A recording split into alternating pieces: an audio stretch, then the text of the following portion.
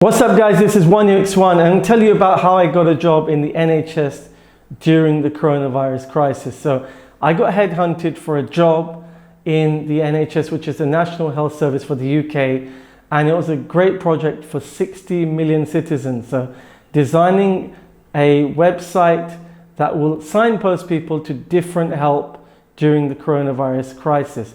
Now, what was this project about? The user needs were that people didn't know where to find information, whether it's on travel, whether it's on vaccinations or PCR tests. And I had to design a solution that would help people find that knowledge. So i.e.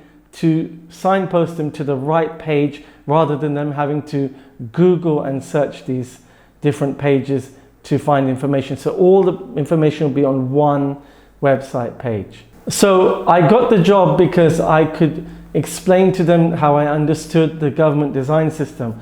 The government design system is a system that the British government and the American government also has one, and other countries have their own, which is a standardized system. Now let me explain why and how that works. So before the government design system, there were actually 600 websites for the UK government, and they were all different. They had different components, different layouts, different features, and it was quite confusing. So the government wanted to make one design system. So every website you go on now in the UK, it all has the same look and feel and the same components, the same buttons, same radios, same call to action.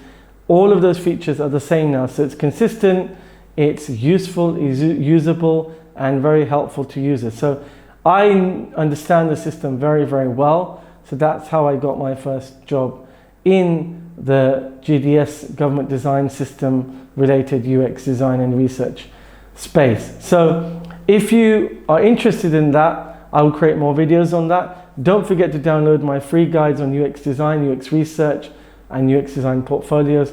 And also my free taster courses are coming soon, so don't forget to subscribe.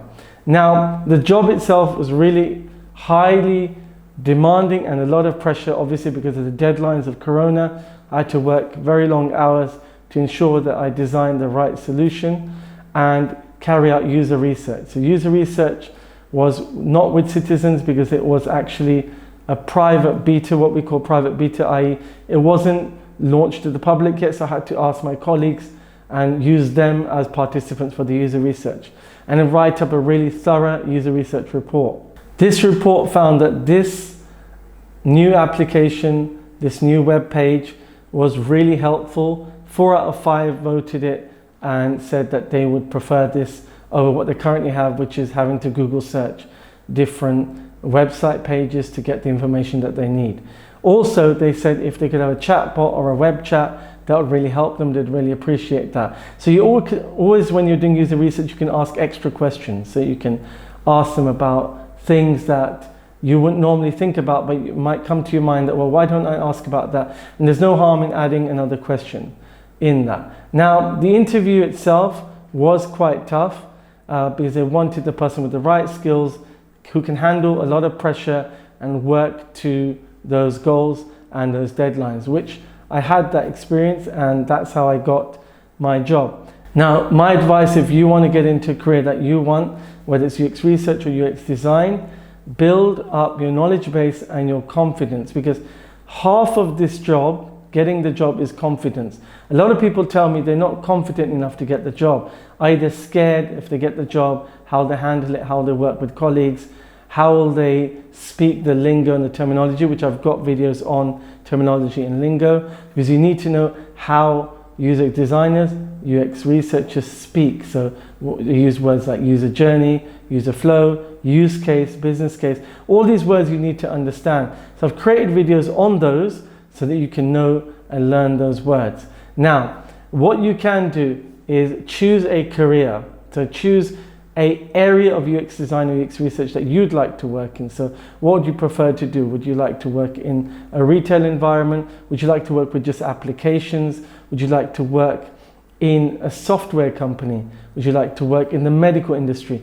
You can choose an area, a niche area, so that you can get really interested in understanding their user needs. Now, you don't have to do that. You can be a generic UX designer, UX researcher, and work in all types of industries, or you can specifically start to specialize in one area, but that's really your choice. Both types of professionals exist, so it's really up to you, but I will be here to help you get into your career. So don't forget to subscribe, and I'll see you on the next one. This is OneUX1.